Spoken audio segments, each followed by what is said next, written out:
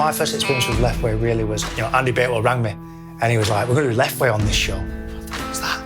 I've never really experienced it before, so I had a look on YouTube and stuff like that, and I thought, oh, this is going to be exciting.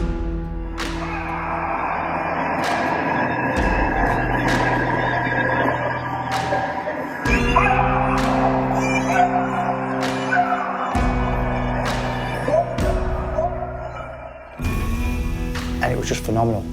Everybody involved with it, it was all just unbelievably captivating. It made Snatch look weak. I brought some lads up from Birmingham and we walked into the place and I could see them. They were like, "Are you sure we're all right here?" I was like, "Mate, these are my pals, don't worry about it." And he was like, this is serious, this. I was like, yeah, and it was the first time that it had been done in the UK. The rules of Lethwei are basically bare-knuckle Thai boxing with added headbutts. Any throwdowns are legal. There's a 2-minute timeout anywhere up until round 4. If the fighter's knocked out, up until that point, you've got 2 minutes to revive him. And then he told me who was going to be fighting on the show. And he said it's going to be Dean Robinson, and he's putting him against Sean Lomas. Sean Lomas, who he's fighting against, was in one of the best fights I've ever seen against Dean Robinson for the British title, which he got stopped in the last round, but it was a real close fight. And then he phoned me back a few days later and he said, I've got you a title fight for it. I went, a title fight? A title fight for what? British Lethwei? He said, yeah, a title. He said, if you win this, you'll be the first person to win a British title in this sport. First, I want to talk about bare-knuckle boxing because that has sort of led the way for Lethwei. But bare-knuckle boxing has had a huge resurgence, particularly in England. It's growing in America as well. You've got big promotions out there. Gloves off, bloody, brutal wars with tough opponents. And then you got Lethwei, which has been on the scene longer. And if anybody knows anything about striking arts and especially Muay Thai, over there in Thailand, Lethwei is a big sport. It's now made its way to the UK. It is so exciting. It has got everything from headbutts, elbows, quality striking, clinch work. It's one of those sports, I think it's an acquired taste, but for people who really do like true fighting, that's as true as it gets. Lethwei, one of the reasons why we wanted to do it really at the beginning is it's something different to watch. And yeah, we're probably a bit apprehensive on how it was going to get taken. If you change a rule in a combat sport, it can have massive effects. So to allow the headbutt and allow someone to get knocked out cold and recover and come back is a game changer beyond belief. But again, it's another traditional sport. It's the Burmese fighting style. And I went, well, so basically I've got to knock him out twice. And he said, yeah. And the headbutt is a lot more dangerous than your knee, your elbow. And I realised that through in Lethwei. Because I've been elbowed, I've been kneed, and it's nothing like being headbutted, especially when you've got someone who knows how to throw a headbutt, because it's not so much as throwing the headbutt in, it's a technique, how you throw your head in. Now, the Burmese say that when you headbutt someone, you should use the side of your head, because that's where you've had your horns removed. And that in itself is just thousands of years of tradition. If it was now, I would have changed, because I actually think Lethwei is a lot better than Thai, 100% better. You feel more confident and you feel more better. The street fight look, you can use different tools as well. You can use your head and all that. I mean, I've invited people to the shows who are not really into fighting or people who are into boxing, and they loved it. And they're because you're just not sure what's going to happen, and that's what you want to watch when you're watching combat sports. And it doesn't matter what people say. People who are into combat sports, they want to see blood, brutality. That's what it's about. That's what people go and watch it. If you want to be involved in the most extreme form of fighting, that's it. It's Lethwei. I was getting asked a few times to see if I wanted to defend my title, and I was like, do you know what? I said, no, I'm done. It wasn't so much me. I didn't want to defend my title. It was the fact that, because after that fight, after I got out the fight, my face was, my cheekbone was broken, my jaw was cracked. Dean Robinson retired after that fight, and then, I'd heard that Gaz Corran was getting on the scene. Now, Gaz Corran is a phenomenal athlete. And not only is he a phenomenal athlete, he's tough as fuck.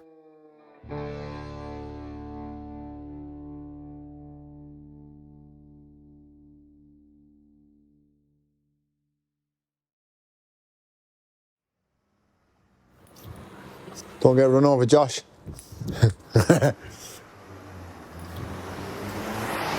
So it all started with my good mates Steve Wiggins and Andy Bakewell. Both of them have been my training partners for a long, long time. I first started out fighting with Trev Roberts in my early 20s with Steve Wiggins. He had a bit of a belly on him, you won't mind me saying. He was about a good 15 and a half stone. And I used to fight at about 11, 10, 12, so I used to have to contend with that every day. I were stone and a half heavier than Steve, so it were always a little bit easier for me to move him around because obviously I'm heavier. And I think he just fell into a chalk one day. Luckily, he spun round and I caught him in a chalk. He were going, and I can remember thinking, and he's going to go out, and I thought he was going out cold, so I let go. And he fucking jumped up and he give it me like, what are you fucking doing? I didn't tap out. Like, don't ever fucking do that again, that type of thing with Steve. So that's Steve Wiggins, yeah. Steve Wiggins was like, he'd rather be put out cold, Steve Wiggins.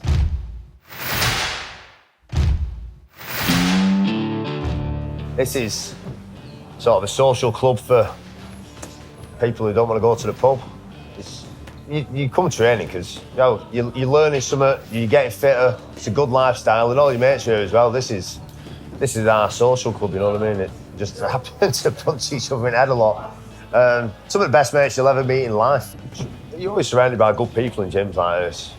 You go to a pub, any other place we'd end up, the people aren't usually as quite as on a good path. These guys are all trying to keep themselves out of bother. Well, I can tell you about my own experiences. I think I wouldn't say I had an anger problem, but I'd vent my anger in different ways. And then going down to a gym and having a structure. And with my missus, she used to throw my running trainers at me or throw my gym bag at me and just say, get out. She know when I come back with a smile on my face. So I know personally that without that, yeah, you can see how you can get into issues, but it really, really calmed me down and having a focus. The competing side of it was the end product for me. You don't compete anymore, do you? No, Luke. I still have a mess about in the gym and that, but that's gone now. My time's gone, so I enjoy my coaching now. You know, but if you look at like Bakewell and Gaz and some of the other lads that have been really successful, they just have that natural instinct to not give in. They have that desire, that burning passion to just win at all costs. You know, if it means that, you know, they're terribly injured in the fight or whatever, you know, it doesn't matter to them. I met Gaz through training a few times, and even though we're not at the time, we've not known each other a long time. It's like you've known each other for years. Like same with Wigger that I run gym with. We'd sparred a few times. It's like you've got pretty much a friend for life. When someone is very similar to you as a fighter and you stand in front of each other and have a right good fucking tear up, you get a real close bond like. When me and him spar, we fight. You know, we test each other. We test each other's will. We've had some real hard wars, me and Bakewell, and his nails is that man. We'd always start off going nice and light, mate, nice and light, then boom, fucking he'll knock my teeth out. And yeah, he'd get pretty heated pretty quick with me and him, yeah. Yeah, top bloke though, I fucking love the cunt. Bakewell's one of the, for me, there's not many people that have beat Bakewell. Technically, he's brilliant. You know, he's a big lad for the weight as well. What's he like? What's he like? Tough. It's tough and it's hard. They were having a light spar then. It lasted about 30 seconds. Gaz always used to try and kill everybody sparring, then he'd whinge out, he'd fucking hurt his little finger or something. Always used to get sick of it in his like little fingers. He's about 15 stone, it's like a train. Because obviously he won the world title straight off, beating Skybreak. It's kind of where you go from there. So the Lethwei just felt right. It just felt like it was the right thing to do. So today we're at a job in Corn. Done the full underfloor heating system for them, and we're screening it today. So the lads are up there now. You built your business up from scratch. I mean, did you ever get bored? Was fighting always like in the back of your mind? You've got to do something outside of fighting, whether it's, you know, whether it's personal training or whatever it is. You've got to do something else. Fighting's a lifestyle, but fighting doesn't pay the bills. Fighting doesn't pay for nice holidays for your kids. you know, put clothes on your kids' back. So it's a necessity. It's a must. It's, you know, I'm certainly not. I'm not letting my family go out just because I'm a fighter. You know, you still gotta get your hands dirty. You still gotta do what you've got to do to get money. Fighting's not always going to be there. You know, when I retire, what am I going to do then? I can't start in a business then. So, you know, you've got to think of the future. And fighting's not always going to be around. A lot of the time, I'm not really hands-on. But the job I'm going to today, I'll be giving lads the lift. I've got 20 ton of screed on, so you know, the sooner we get it finished, the sooner they can go home and everybody gets paid. So we all help each other out. We all chip in.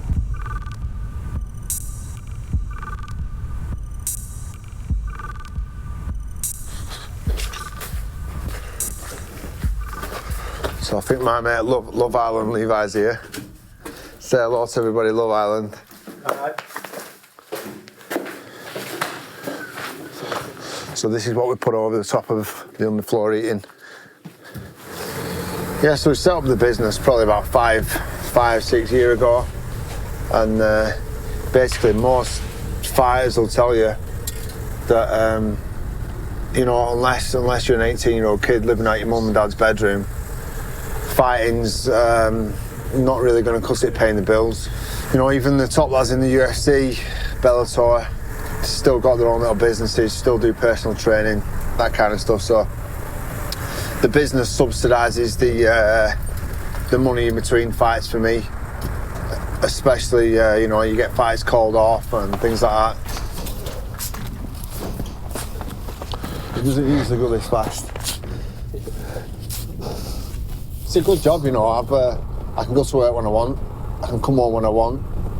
I don't have to go to work if I don't want, really. Some days, you know, my lads can, they look after the job, they're trustworthy, and I can pick my kids up from school, I can take them to school if I really want to, on each given day. So I don't like being told what time I'm going to be at work, and I don't like being told when I'm finishing either, so it kind of works well for me. Have you always been your own boss then?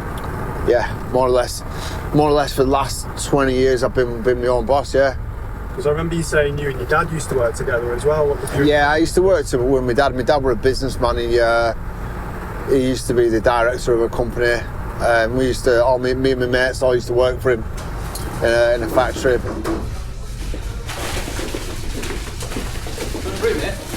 You're sorry?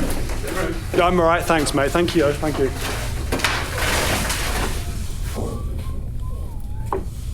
Yeah, that camera, honestly.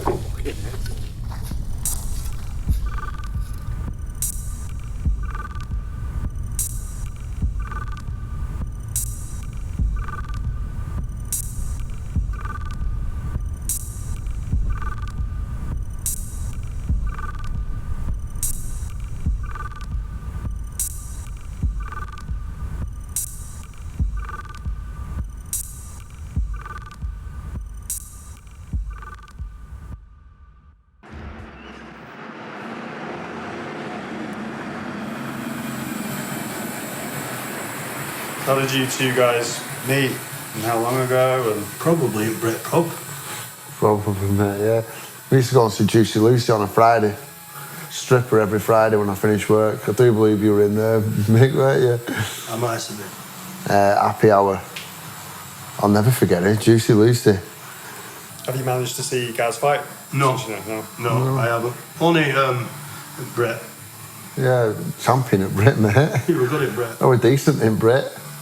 Undefeated at Brit. Undefeated at Brit Pub. You got a belt for that as well, yeah? Yeah, I got a few belts on my head. I rang Batewell and just said, you know, we were talking about the Lethwei, and I just questioned it and just said, can you have a word with the Lethwei Commission and just see if there's any big fights out there, and if there is, you know, what would it be for, what weight, and that kind of thing. And then he came back and then said, obviously, there's the middleweight title.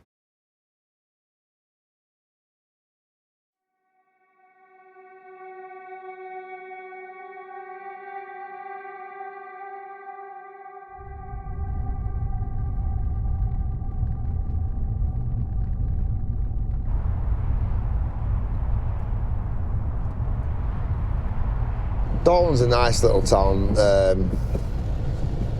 It's a very tight-knit community. Everybody knows everybody's business. Sometimes it's not too good, but I love Darwen, me.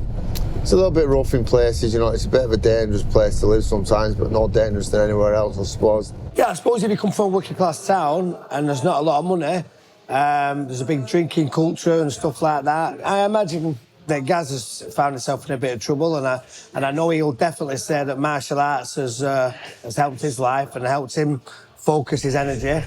This here, if you can see this, coming up the Indian Mill, you know, you can see that where there is the biggest chimney in England. A lot of my family in the 20s, 1900s worked there. My great auntie Janie, she actually met Gandhi. Gandhi come over in the 1930s, and she met Gandhi. It's one of them old towns where there's a lot going on, and there has been for generations. As a kid and growing up and finding out who you are and stuff, fighting were always something that I did a lot of, just instinctively, I think. You know, I think you're a born fighter, you're not. You know, I speak to people now that are in the 30s and that, they've never even had a fight yet in their life, and that, to me, I can't understand that, because I love fighting. I think fighting brings out the best of me.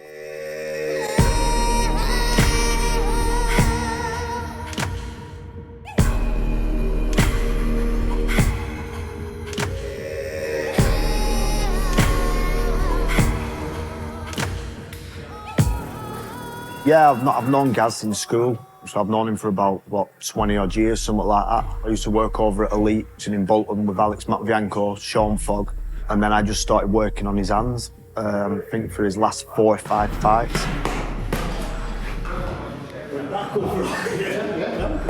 You know, he puts a few pound on in between his fights, which most people do, you know. So it's like starting again, you know. He comes in, he's heavy, you know, we've got to get the weight down, get him short. You know, he's a very good counter puncher. Like, he can bang as well, he can box coming forward, he can box going backwards, he can switch, he comes off at angles. He's pretty versatile, really, for the size of him. You know, he's got fast feet, he's got good movement. He's got one of the most dedicated fighters I've ever worked with. You know, he's a workhorse, man. We're born to do it. In my opinion, we're born to do it. You know, some people are just made to do certain things, and I think that's one of them. You need to get a sweat on before we start going there. Right turn. Right turn. 2 back. Jump back.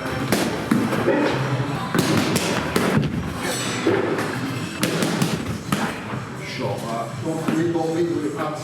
Jordy Paul's our go-to guy for the bodysuit and the pads, because he's tough as nails, he's Jordy, and he doesn't mind me kicking the shit out of him with pads and whatnot, and he's one of my good pals. He's autogo, he's absolute salt of the earth, that guy.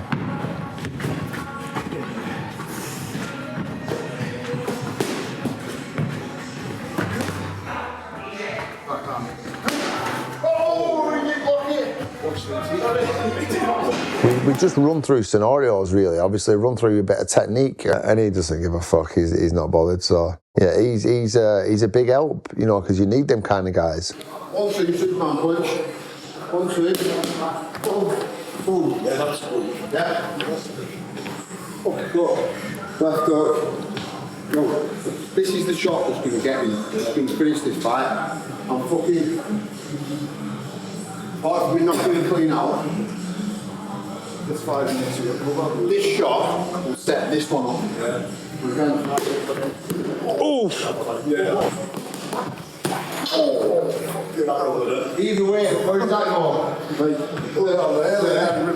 We stop forcing to engage from that. Yeah, well, that's what we'll do. I need him to come. So when it comes, boom. Where would you throw it from? What range? Right, I'm only going to throw a kick unless it's going back. Yeah. Or it's come on, mate. This is boxing's the way fucking a lot. So this is just taking this, man. Right, so boom. Alan Shearer.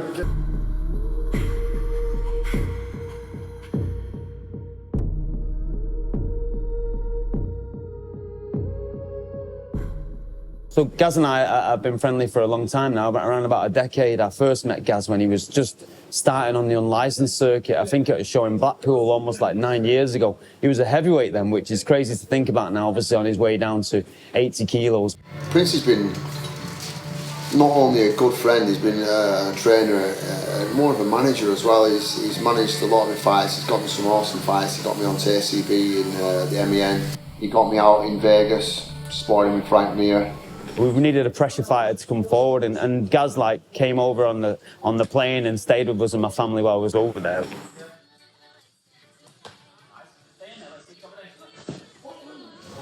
Didn't he kick him in the nuts last time? Well, maybe he might have kicked him in the balls a few times, but we won't worry about that. But that's usually what happens when you go orthodox versus southpaw. That the line lines up that you get kicked in the balls. So. All part of the game now, unfortunately. Look at that. Nice. We'll be sharing the balls in here, I think.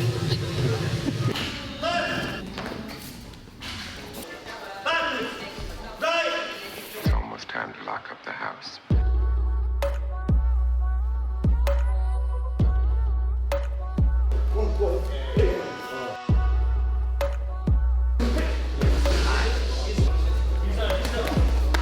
You want it all. I'll go split step right up and cross that. So my foot back goes there. Now I'm southpaw, uppercut. He's going to take that. So the first time I met Gaz, face to face, we had a conversation we met, was actually when I first started Manchester Top Team. He was the first guy to introduce me to the team. He just put a picture on social media about this new gym coming up called Top Team. So I messaged him and he was like, let's go. You know, for him to do that, it was pretty nice of him. You know, he could have been like on the back foot a little bit. Backhand, whatever you like. Make it all look the same though. I've just thrown the jab, so maybe I would throw the backhand. So again, and also guys, if you think you have ideas that add to the pot, there's no hierarchy here. Let's go. So what I like to do with the switch kick is I move his head where I want it to go with my jab. So if I get lost slipping to that side, boom, that's all I move. Boom, I swoop, boom, and go. I'm bending my knees, I'm keeping my body weight on the floor. So go here, boom. Now look at the angle I've took here. If I feel like I'm too close, obviously I've got a single leg and I want to wrestle.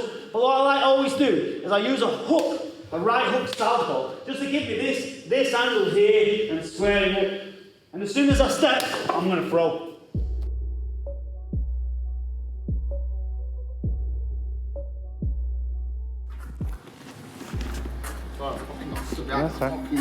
Tractors where I live, I met Gaz, must be 10, 12 years ago now. His mate Stevie Taylor trains here on and off every now and then. He used to be a professional fighter.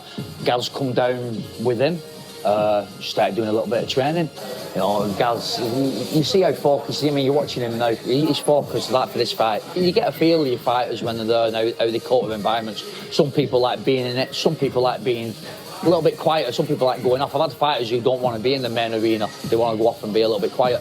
He thrives off it. He's probably one of the toughest, most focused fighters I've ever come across, to be honest with you. So just everything set up. Key factors in this, your feints, you're clevering him, and you're letting like he's never been hit before. That's fact, I can guarantee that. You've got to be telling your fighters if they're doing right or wrong. And if they're not willing to listen, they're not going to be a fighter. Not for us anyway. Definitely not. You know, at the end of the day, your life's in our hands. So if we put you in and you're not ready, that's our fault, not yours. Fighters now, you've got to have a different mentality. It's hard work. You know, people don't realise hard work is until they get hit in the face. Some people don't like being told what to do. And if you want to be a fighter, you're going to struggle if you don't like being told what to do. It's almost time to lock up the house.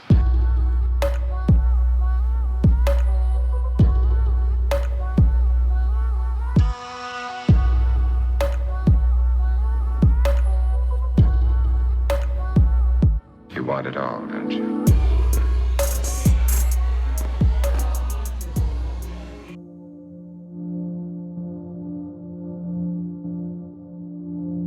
Fighting's in all of us, everyone, every single human being, in my opinion. We're born to fight. To me, like, without fighting, how would I be expressing myself? What else would I be doing to express myself? And I think the majority of people that do fight, that's what it is for them. It's an escape, and they'll go there to escape everyday life. And it just shows, like, you just put yourself into that mentality of switching over from your everyday life, leave all your shit outside the gym. When you zone in the gym and you concentrate on that fight, then that's when the animal starts coming out. That's when the skill starts coming out. You know, Carl's 6'2", big, long fighter, long range fighter, awesome, fast head kicks, coming from mad angles. He's really going to be one to watch for the future, I think. I love watching him. Yeah, but what a lovely guy he is as well. You know, he's part of he's like one of the main heads at the top team. So what Carl always did, he came from boxing, he circled a lot. I like circling, I believe in it, but I believe it can't just be circling. The difference between boxing and MMA is the cage. I can use the ropes in boxing and MMA, but I can't use the cage, it makes me tall. So instead of circling around his right leg, I'm going to walk towards him, he's going to bring his weight all the way down. Yeah? He's moving. I'll show him the pads, he comes in with a...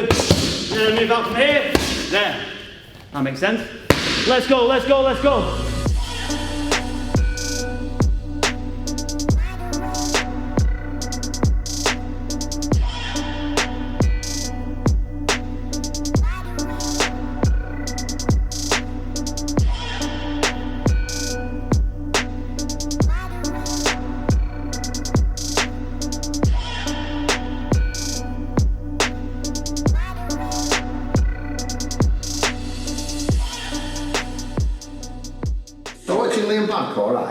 And he rolled there, pulling away. No, but he stays up. He's not feet coming away, bringing his body away. He's creating a distance. What is he keeping over that? Keeping over it. So but you can still keep hold of this now. So if I'm inside there, step, okay. Control the wrist. Bottom. Got you.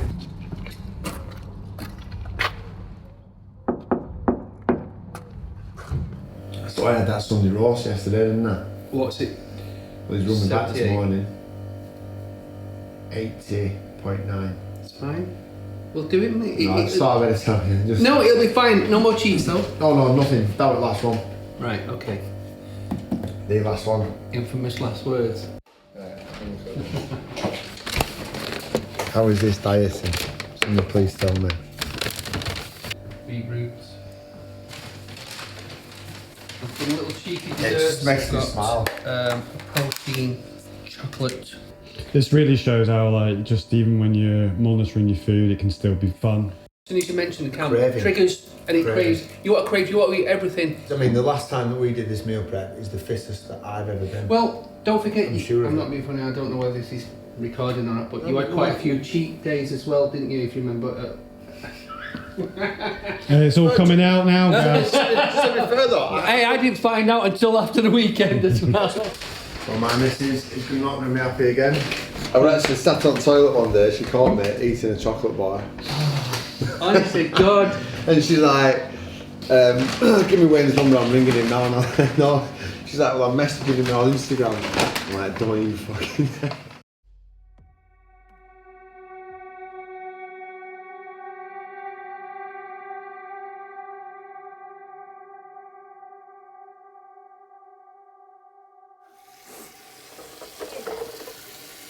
I have to wait a minute because my hands are wet. You say, did you ever know what when you first? He had. When I first, like, I've known Gaz for a long time, but not like, I just knew him, obviously, Gaz from Darwen or whatever, and I didn't really know him. But I remember I used to see him and he used to have his ear pierced and he used to have this little, like, I used to call it the landing strip, just a strip of hair just in his head. It used to be bald and then just this thing. I used to think, what are you doing? Why have you got your hair like that? I went to a night out actually in Blackburn and he come down and then obviously I got talking, had a few drinks, you know how it is. And then he said, oh, he's going to Ibiza, why don't you come out? And I'm like, don't be silly. It's like, honestly, he said, come out to Ibiza. And I'm like, no way. I'm not coming out to Ibiza on my own. It's like, yeah. He said, I'll pay for you to come out. He said, I'll give you some money for airport. She flew off to Ibiza with me and we fell in love, that kind of thing in Ibiza. And, as easy as that? Yeah, as easy as that, yeah. I think we were together 6 months. She got pregnant with Colton. And then Layla. And then now she kind of puts up with all my fighting shit, and she, but I couldn't, you know, I couldn't do it without her because she's a big part of it. And you know, I actually I actually didn't realise how much pressure is on her as well. Obviously, he's come home and decided that now he wants to take it a step further and go to bare-knuckle, which I don't agree with, because you can do absolutely anything. From my point of view, I don't understand why you want to get in a ring and be able to headbutt someone, kick him, knee him, do whatever. When it's coming up to his fight, I kind of just leave him to it.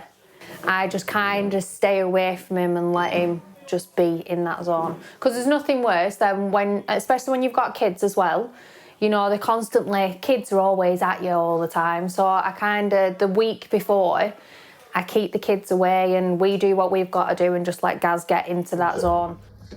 Counter, right, and then go right down. What, darling? And I can't get it. We can't get it. No, it's a counter offer, you don't know. You don't. If I'm doing a deal with you, you don't just agree to the deal straight away, do you? What do you do? If I say to you, I'll give you £5 to this, what do you say? Yeah. No, and you go, I want a tenner. Remember? How much should I put it for then? 200. 200. Because you know you always try getting more money out of me? Yeah. That's what it is. They were kind of just like, why do you want to do it now? You know, why? You've got 2 businesses, you've got kids, you know, you've got a house and everything. Well, why? But, you know, as a fighter, that never goes away.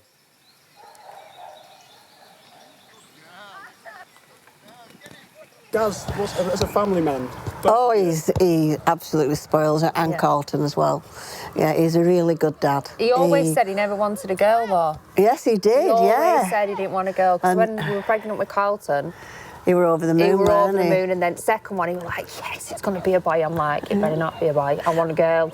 And then when they said it was a girl, he was, at first he was a bit gutted, because every guy wants a little boy, don't they, you know, and they can do football, and they can do all the boy stuff. You know, sometimes when I feel like getting, you know, having a drink and whatnot, you know, and then I'm with my kids, it helps me not to. Because I don't want to delve back into what I was doing before, which, you know, weren't good. There's only one place I was going before, and that was prison, dead. So they help to keep me grounded, and kids are more intelligent than what you give them due for, and they know Daddy's in fight week now, they know, you know, so they give me space a little bit, and it's strange, and I feel a little bit guilty, I suppose, sometimes I'm not giving them enough, and I'm putting my what should be family time into something else just for me, because to be fair, it's just for me. He's a big family man, you know what I mean? He's big on his family. He always posts like stuff where he's helping his daughter do makeup, doing a little tea party, which, you know, a big proper macho man wouldn't put that on social media because he'd care too much about his image. But Gaz, he doesn't care. He knows it's for his family, and if anything, it actually draws more people towards him, which I think is beautiful. They're the first thing I see in the morning, you know, they come and jump in bed with you, and you can't beat that kind of thing, I don't think. I need that.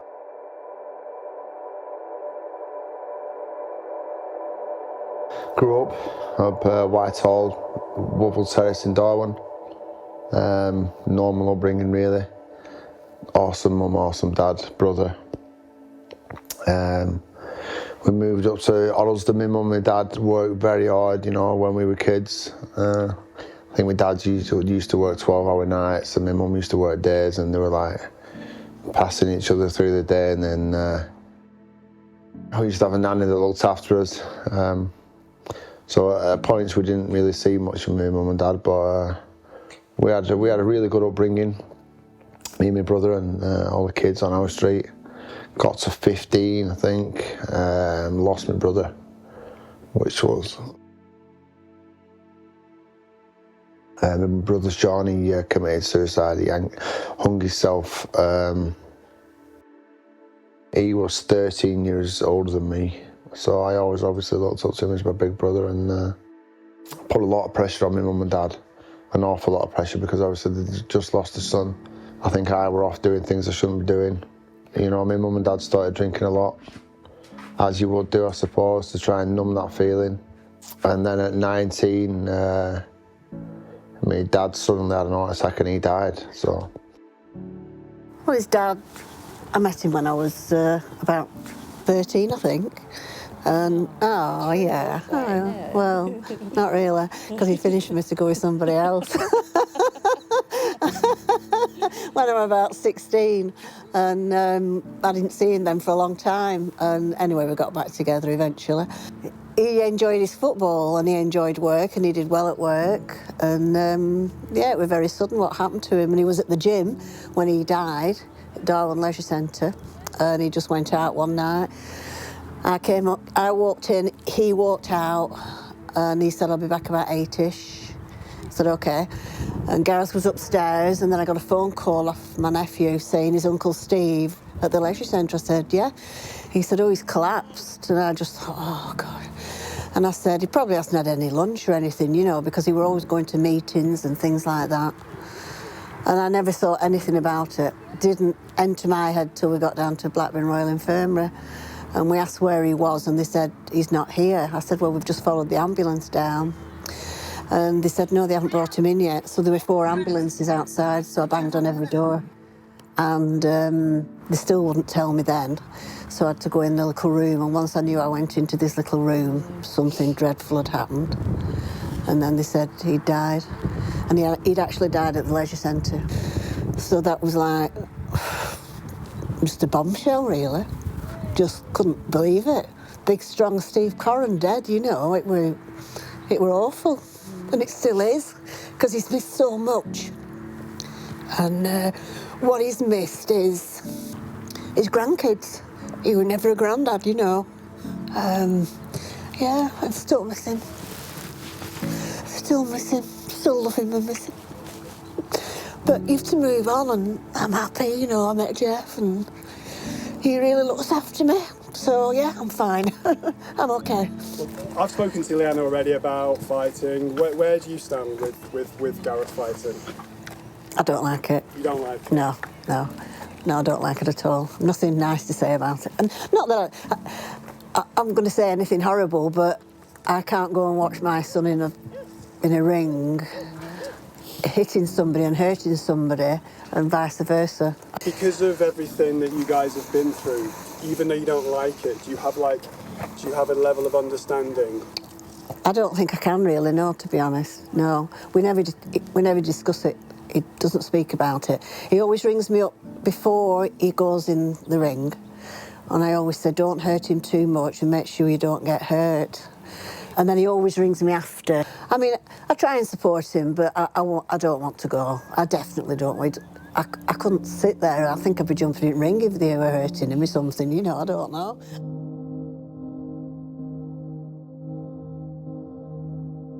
Spent a lot of time up here with me, with my mum and dad as a kid, and my brother. In fight camp, it's strange. I always become a bit more spiritual as well.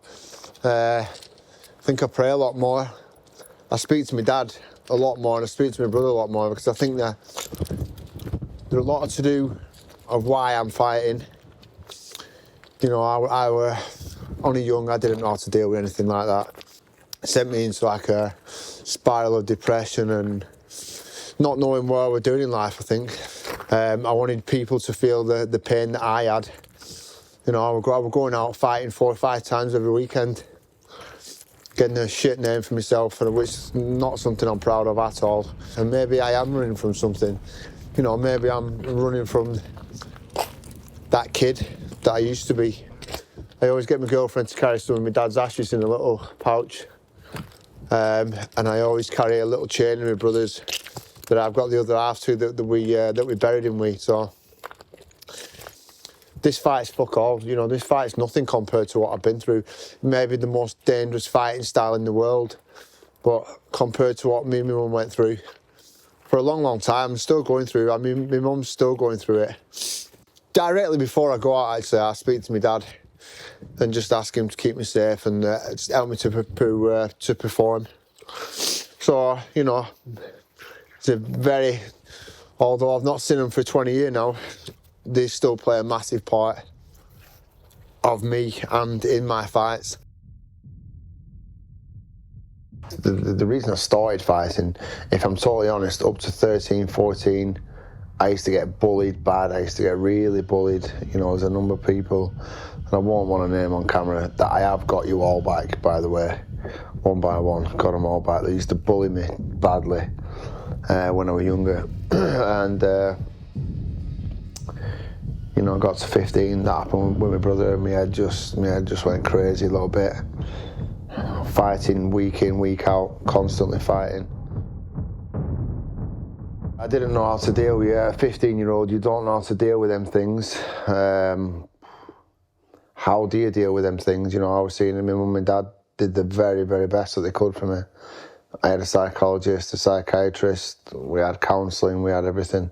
You've got that burning feeling in your mind that,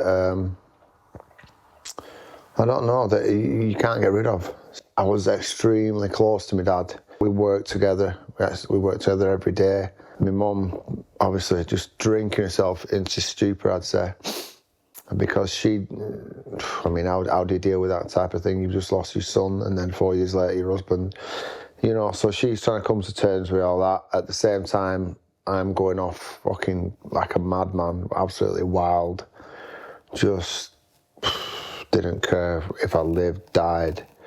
Didn't really matter, in and out of court, you know.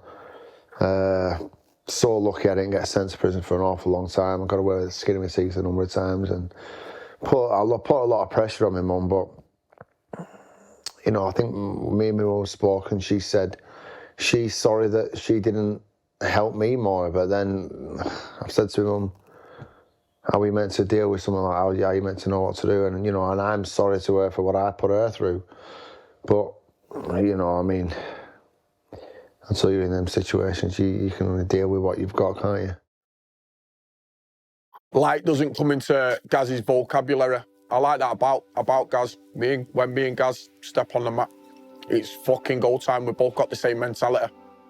We've probably both been through similar things in life, grew up in similar ways in life. These sort of things push us and test us, and if we're not getting punched and we're not getting kicked and we're not pushing ourselves and testing ourselves to whereby, boom, yeah, that landed, that was a good shot, let me see if I can get you with one. My dad was a boxer in the army and the paratroopers. He was a massive part of my life. He ended up dying of a heroin overdose. Then I had another mishap where my mate got shot dead, and I ended up with anxiety. I ended up like thinking all mad thoughts. It's mad because the battle that I had inside my head, I could explain to people and I could tell people, but dude, nothing ever sorted it out because I felt weak as a person. Because my mind was so weak, I felt weak as a person. Once I got back into the gym, got back into fights, stepping back into that cage, from the inside out, I built myself back up. Win, lose, draw, I put it on the line. And I go out on my shield every time. And I know Gaz does. We're both coming from the same pain. He's a man, I'm a man. He's a warrior, I'm a warrior. We're both hitting each other with swords on our shields. We're both ready to go out on our shields. You're never going to understand it until you've dug deep in your soul, or you've been in them rounds where you've been getting punched in the head in front of your mum, in front of your nan, in front of thousands of other people that are watching. And then you're putting yourself through all of these emotions to get to this spot whereby you might even not come out with what you wanted, but the fulfillment of risk, the risk to chase that. I've got goosebumps now talking about it. It's emotional talking about it, but it's done like that. Could be 3 rounds, 15 minutes. 15 minutes, it's done. Boom. You back down. Then what do? You go and fucking chase it again. Go and chase it again. Nothing will give you that feeling, like that walk, like that fight. Nothing in the world will give you that feeling. You have to starve yourself to make a weight. You can't eat what you want. You can't stand people around you because you can't drink. You can't go and have sex with birds when you want. To someone working in an office, you're thinking, what? Why the fuck would you want to do that? Because it's a test. You got to make them proud. I'm out before I start crying. Cheers, brother. Fucking hell, you got me then. You got me then. Hold your head high. Can you say you are loved? You find yourself tied between the ground and the sky. You blame your greed for your greed. You blame your gods for your sins. You say the children are broken, taking their wings, but we are the light behind the dark ages. The time of golden rays begin to feel like ages. The poison water starts to fill the frosted glasses, and the power is relinquished from the upper classes. But we are the light behind the dark ages. The time of golden rays begin to feel like ages. The poison water starts to fill the frosted glasses. Power is relinquished from the upper classes.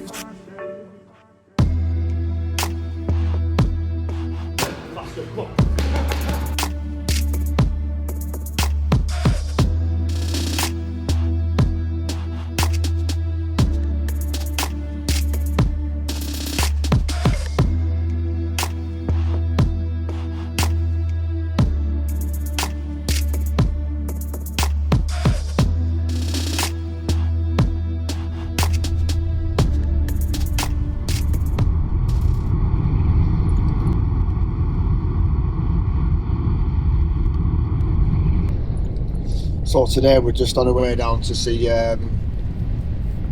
what's turned out to be one of my good friends actually, Vinny Shorman. For those people who don't know, Vinny's he's a mind coach. I've kind of always thought, you know, I don't really need that fucking mind coach shit. What do I need that for? I'm pretty mentally strong and I never have a problem with, you know, getting too nervous or anything like that. But top sportsmen are using them, then there must be something behind it. So.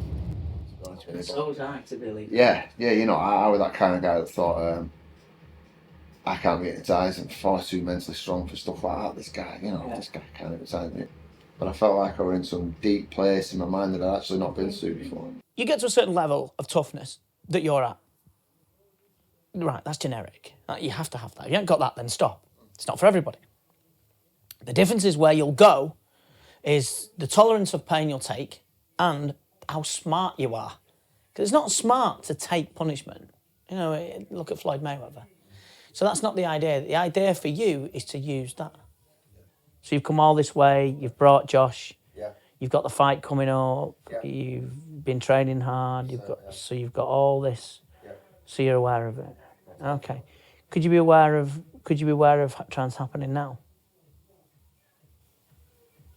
And there's something happened there. Because you can be aware of it. Now, I don't know if you can be aware of it now, but the way you do it, so just shake my hand, or just hold that there. And I just want you to just push down. And take a deep breath in. Push down harder than that. Push down. Close your eyes. Push down. Push down harder. Really deep breath in. Deep as you can. All the way out. Push down. Sleep. All the way down. That's right.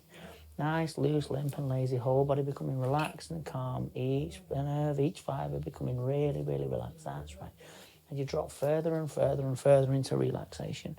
And go to that place where you've been before. You can allow yourself just to drift, just to float, just to sink. And as you just drift and float and be relaxed, you just allow yourself just to go to that place that you do remember. You remember it now, you remember it clearly because you're just travelling to that place now. It's as if you become aware. That means every time you can just allow yourself to create that place inside your head that's already there anyway. For it's good to do that. For now you're aware that you're allowed in yourself to go to that place anytime. 5, you can open your eyes.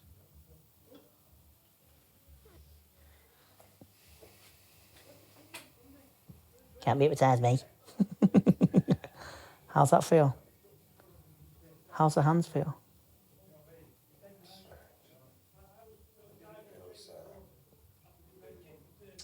Someone nick your voice? It's a strange place it takes you to, though. You make it more familiar with yourself because you'll be going there more often. If you go there more often, you'll have a clearer mindset. Clarity is everything that people want in life. They search for that. I like helping people. It makes me happy, and I meet good people like you, which is a bonus. It's a pleasure, mate, to meet you. Thank you. And good luck with punching someone's head in. Crazy fuck. Yeah.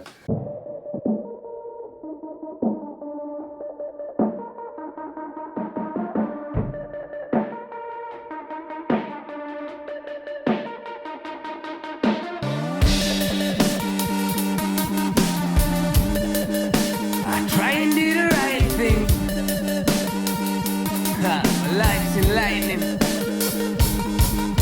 Still busy trying to figure out the pieces of this puzzle. Out here trying to work my magic, making sure I ain't no muggle. Trying to not be just another new. Living in a bubble, no matter what they see me as, or whisper as they huddle. Yeah, my childhood was troubled. I've never lived affluent, but I've kept a moral compass in whatever I was doing to and fro around my city.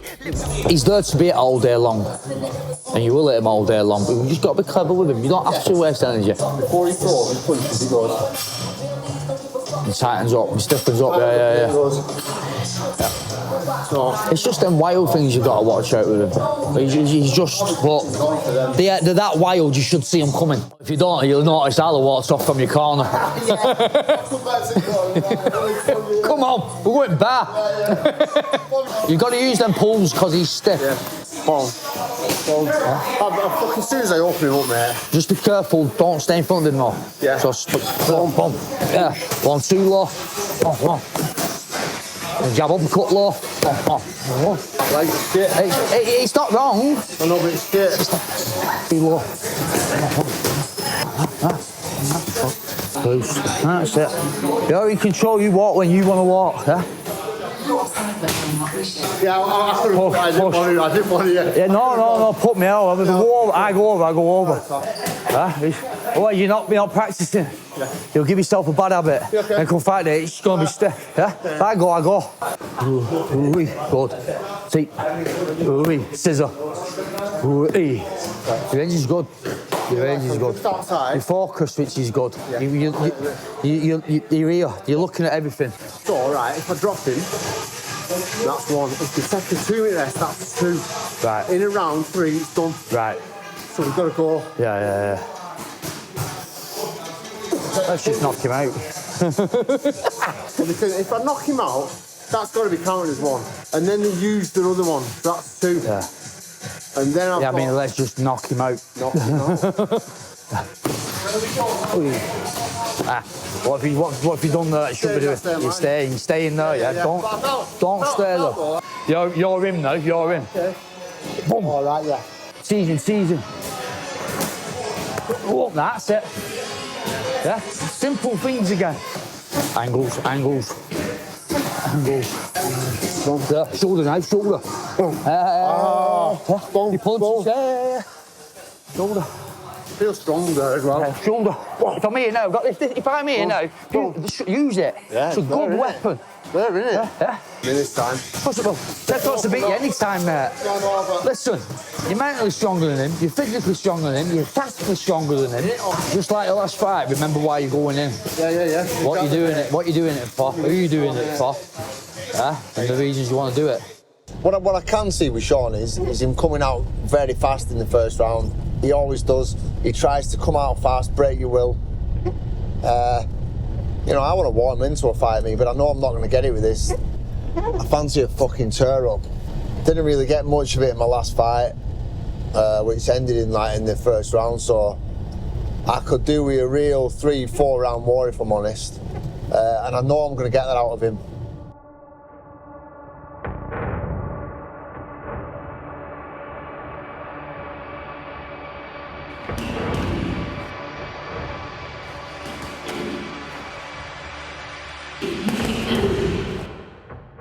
Sean Lomas has been on the circuit for a long time. I've had a number of fighters compete against him across a section of all sports. Won some, lost some, drew some. He's a real tough guy.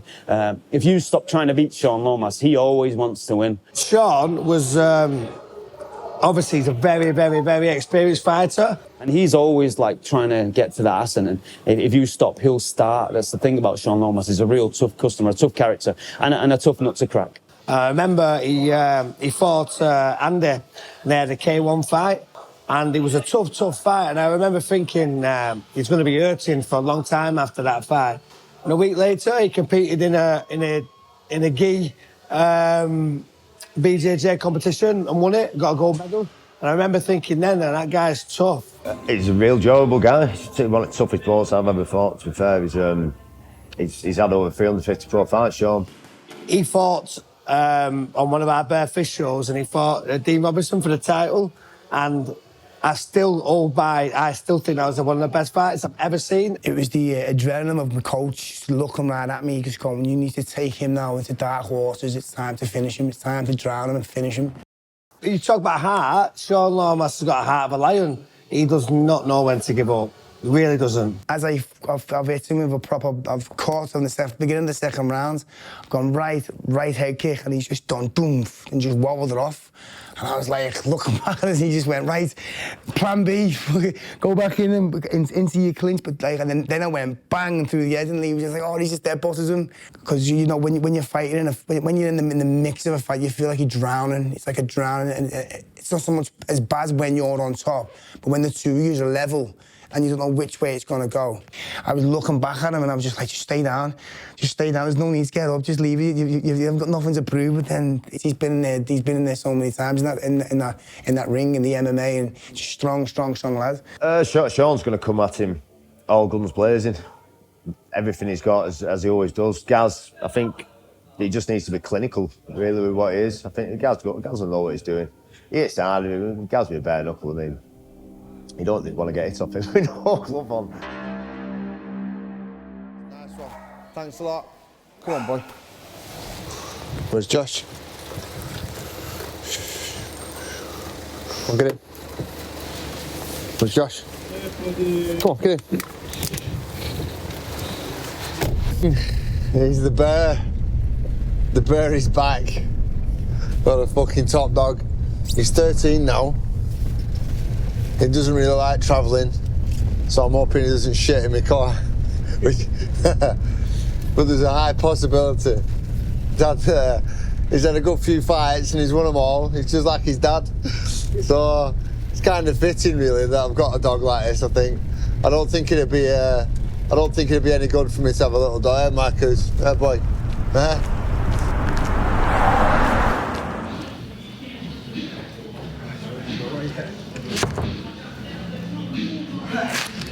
Nasty, innit? Sorry, man. Yeah, sorry, bud. Waking free. Wide awake, while they slipping. I won't die today, won't you listen? Squinting, eyes dilated in a pine box, I'm drifting. Mud in my pockets, fingertips gripping the locket. Liquor spilled on designer watches. Oh yeah, that new body better be Versace when I get excited. Wildin', the kingpin of Sandcastle Asylum's dry, but I'm dying to be thirsty. What's the secret to being a good counter-puncher? Timing like that, but not to always counter. That's a good way to get recounted. Brick and mortar, under the thumb of the Lord, I get crushed. Don't mean much, now I get stuck. I'm only flesh, I'm only blood. All my words holy aroma, hold the smoke of the untouched. I see doves, I see fire fall like tongues of riot. My place is. I'm taking a picture. Come on then. Lock this. Quick picture, boys. Yeah, look at Gaz wanting a picture because we're in top half. He's kept his top on all year. Take it right out and picture,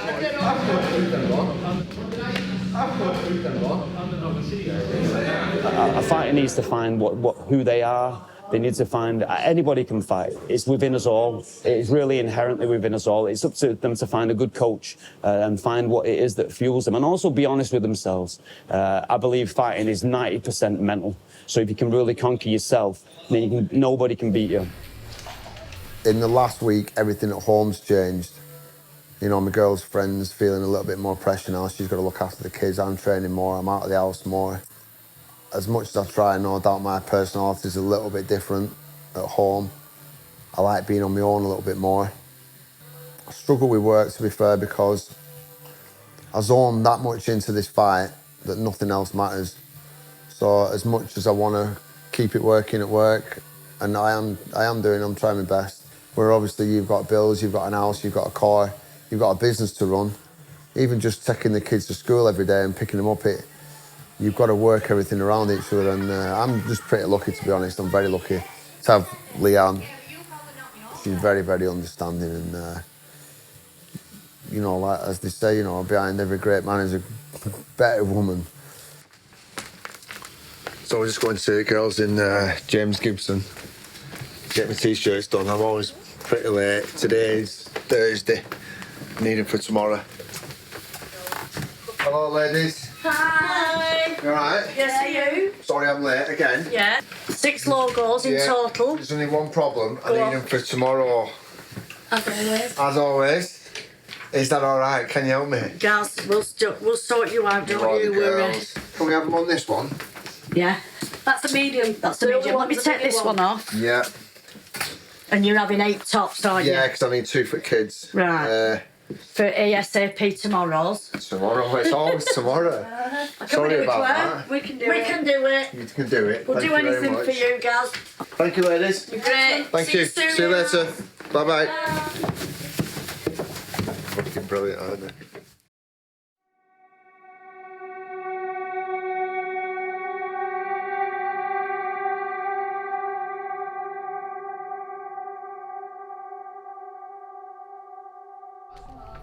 Nice one. See you later. See you, thanks for coming. It's a belt like that, dog. Yeah. Check my weight every morning, every night, well, probably 10 times a day, fight week. So I'm just going to do a bit of a weigh-in now because I'm fully water loaded. I'm hoping I'm going to be around about 85.5. Obviously, we've got to weigh in 80, so we'll soon see. I am fully water loaded, and I'm carrying plenty of water, which is nice. All that is water. The more water I'm carrying, the more you can tell by the elasticity of it all.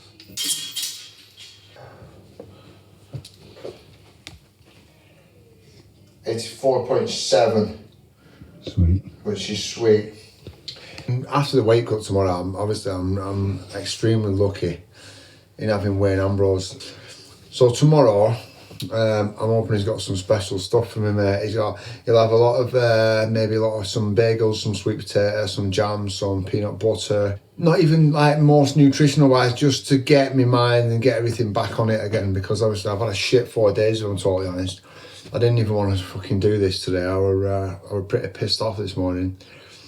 You know, and it's not nice because I'm a bit ratty with my kids, a bit ratty with my friends. My missus, and you know, it's tough for them to deal with as well, probably. You know, they're like kind of tiptoeing around me, and it's not nice sometimes, but it's part and parcel of it, especially leading up to the fight now, where I'm getting more focused on everything. My patience levels and my tolerance levels are just fucking zero at the minute.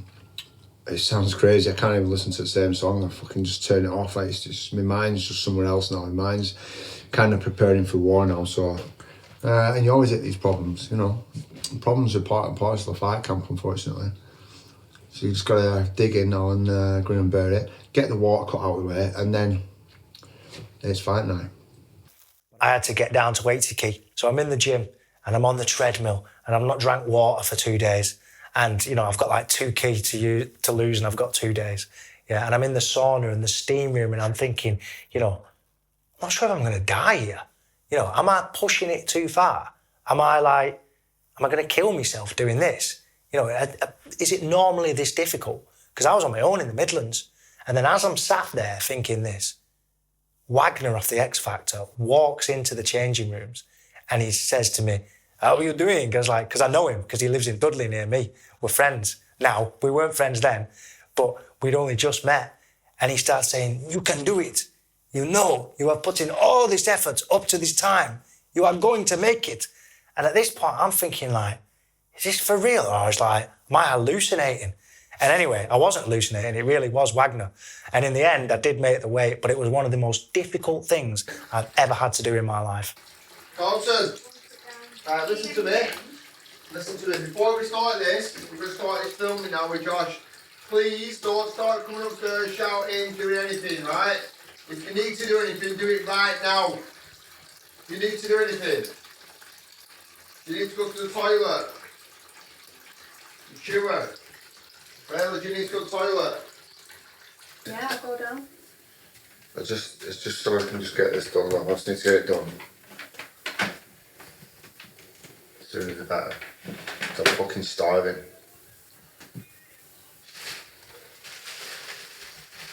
Let's go in now.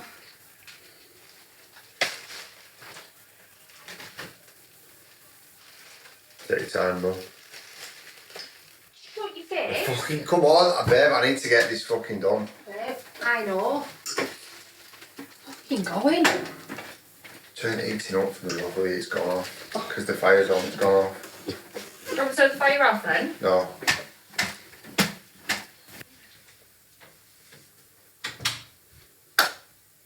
I drank a little bit too much water yesterday, but I was thirsty, man. I had a little bit of kidney pain, so it was kind of a lesser two evils, really. I needed to get rid of the kidney pain, obviously, which isn't good. So we are 84.1. So now we're gonna get in the red hot bath. It's all just water everywhere. So I'm hoping a bath, some sweet sweat, should be able to get the job done.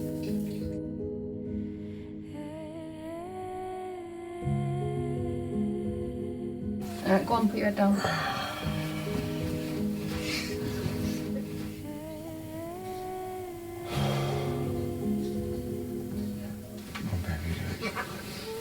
Alright, let's get this one here, love.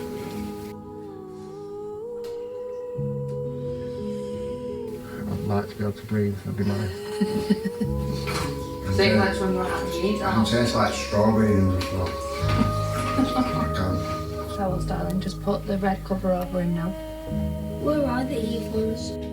Oh, 1 minute, fuck 20 off. seconds. Fucking stop, Jill.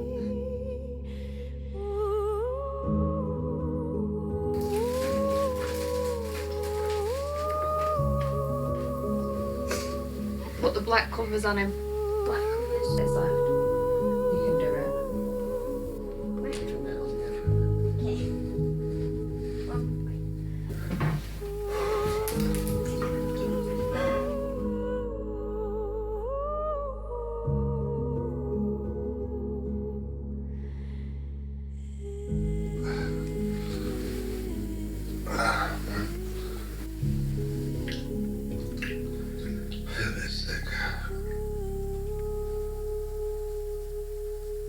Right. Right, one second, it's been slow, I feel dizzy as fuck.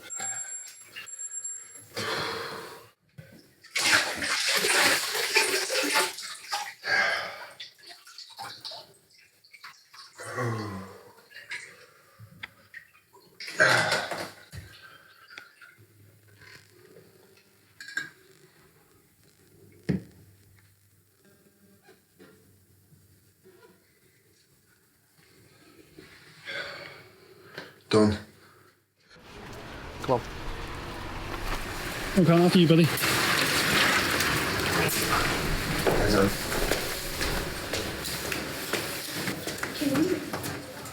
You have to be motivated in this sport, and it's whatever you find that motivates you. And that's very individual to where you are in your life and your career. There's so many variables with this sport. That's why I respect anyone who does my sport or sports close to it to any level, because it's not easy to go in there, put yourself on the line in front of hundreds or thousands of people to potentially get embarrassed and put yourself out there, and also put your health on the line. So it's a very, very tough sport.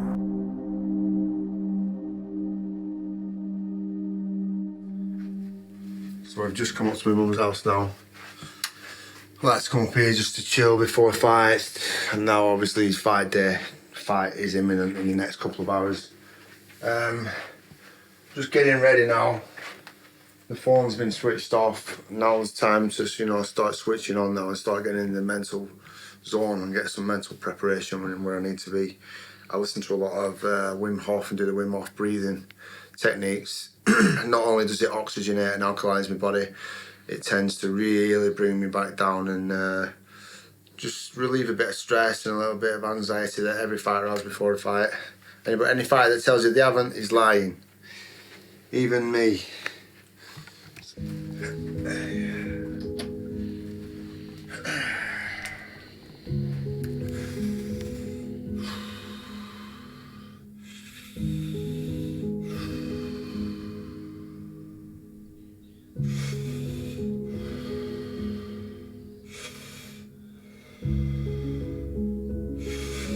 To the venue now. I feel good after that Wim Hof breathing. I feel like a lot more chilled now.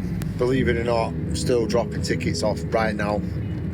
We've had 8 weeks with these tickets. People still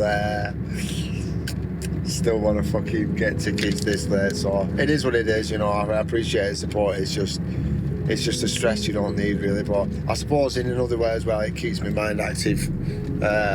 Starts me thinking about everything, so here we are.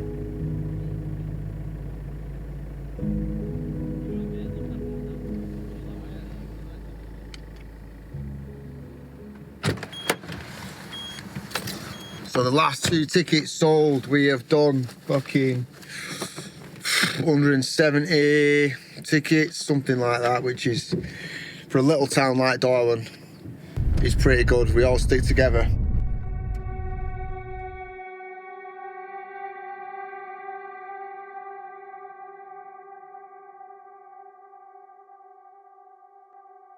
The feeling that you have, it's incredible. You feel the most alive, but at the same time, as you walk in, you're like, what am I doing here? What have I just signed up for? Your belly feels sick, your legs feel like jelly, your mind is racing at 120 miles an hour. Thoughts are going through you, like all the worst case scenarios that could possibly happen to you in there are going through your mind.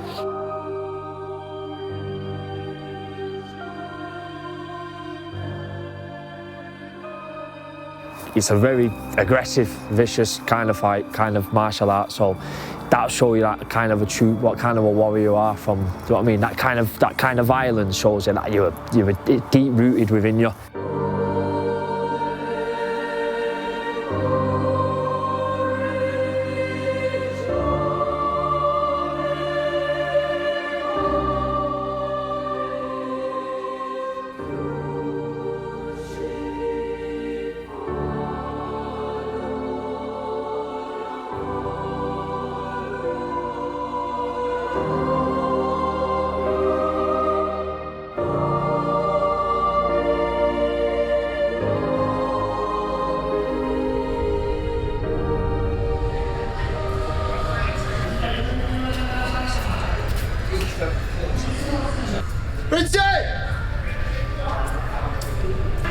The team has arrived.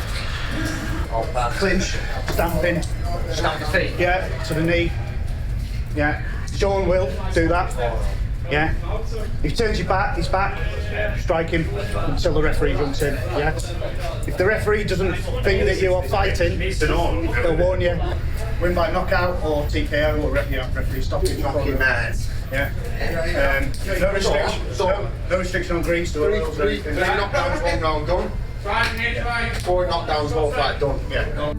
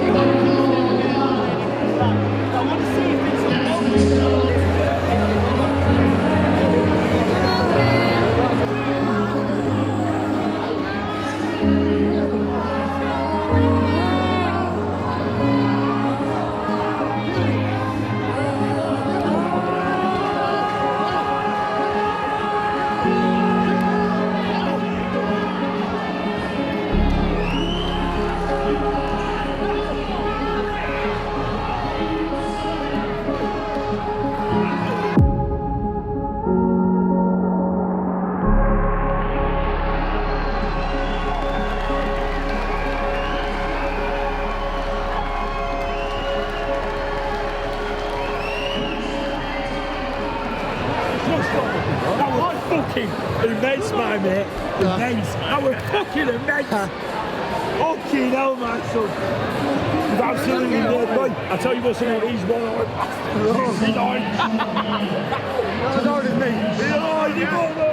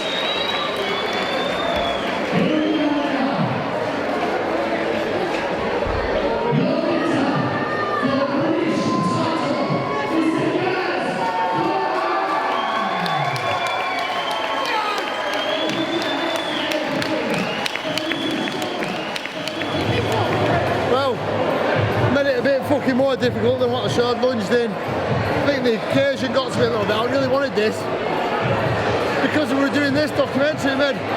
Put a little bit of pressure on, I think, but can't. If you good, innit? So we got the win. Fuck me, that good. He was tough.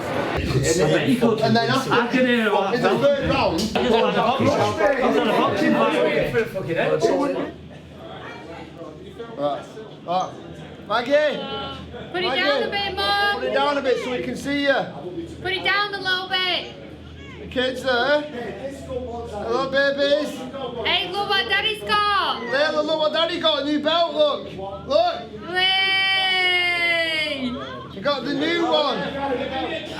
Which Carlton? I got a new belt, dude. Yeah, look. Look, new, another one. We got two now. Well, Daddy's coming home now, okay, baby? Yeah, what happened, fashion? I love you, I'm coming home, love you, bye-bye.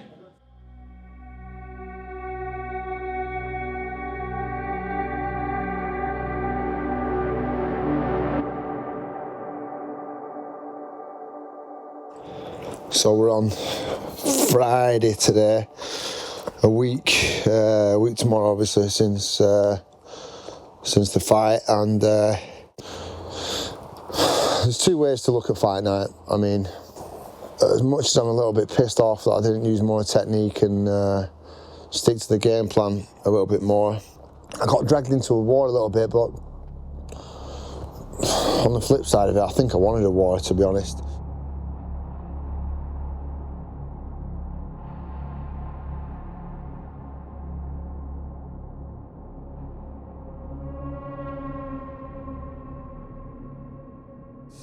You happy with that? I'm good with that, mate. I'm happy with that. There's fucking plenty there. I'm happy with that.